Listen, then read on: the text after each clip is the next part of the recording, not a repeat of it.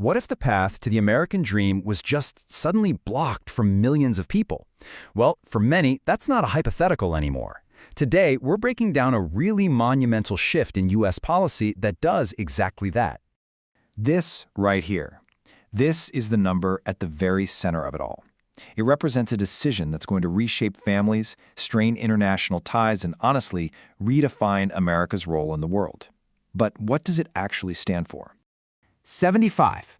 That's how many countries have had their citizens, for the foreseeable future, barred from the process of immigrating to the United States. And the key word to focus on here is indefinite. There is no official end date in sight. Okay, so let's get into the mechanics of this decision. What exactly was announced, and when does this whole thing actually start?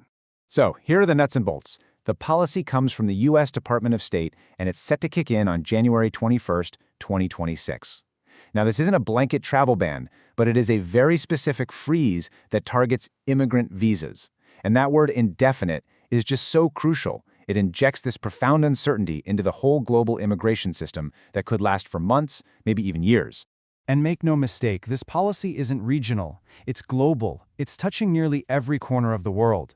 You know, while a country like India isn't on the list, its neighbors, we're talking Pakistan, Bangladesh, Nepal, and Bhutan, they're all on it.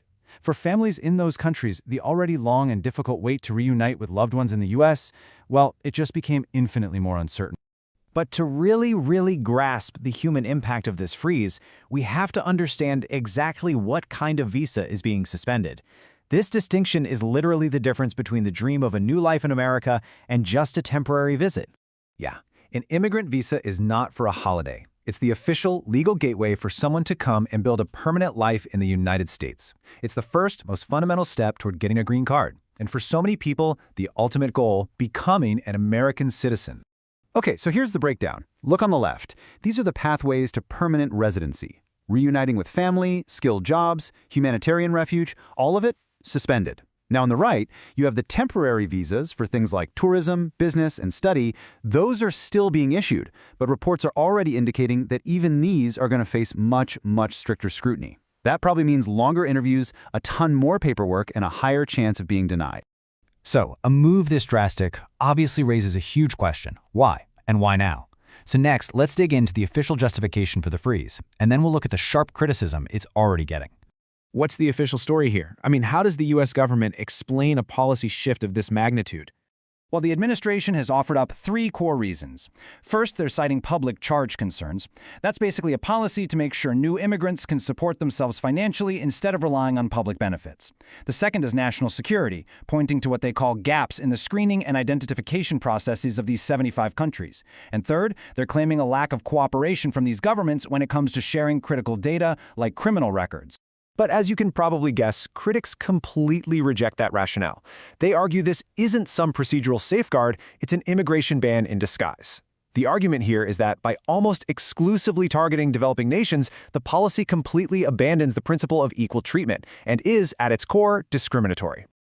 You know, a decision of this scale is never just contained within one country's borders. It sends these powerful ripples all across the international community. And the ripple effects of this decision are already being felt in three really critical areas. First off, diplomatic relations are getting strained because these affected nations feel like they're being unfairly targeted. Second, this signals a potential rebranding of America's image on the world stage, shifting away from a humanitarian haven and more toward a nation that prioritizes an immigrant's economic value above all else. And third, there's a very real possibility of a domino effect, where other powerful nations feel like they have a green light to enact similar hardline policies. So the policy is out in the open now, but believe me, it is far from settled. This announcement is probably just the opening move in what's going to become a long, drawn-out political and legal battle. It looks like there are three distinct paths unfolding right now. Officially, the administration is saying the freeze is just a temporary measure that'll be lifted once new, stricter screening standards are in place. But at the same time, a wave of legal challenges is expected to hit the courts, questioning the policy's constitutionality.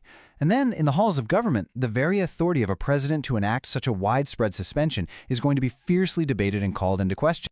Which leaves us right here. Is this just a temporary, procedural adjustment for security reasons? Or are we watching the first chapter of a new, much more restrictive era in global migration? The answer is not only going to shape the future of immigration, but the very identity of the United States on the world stage.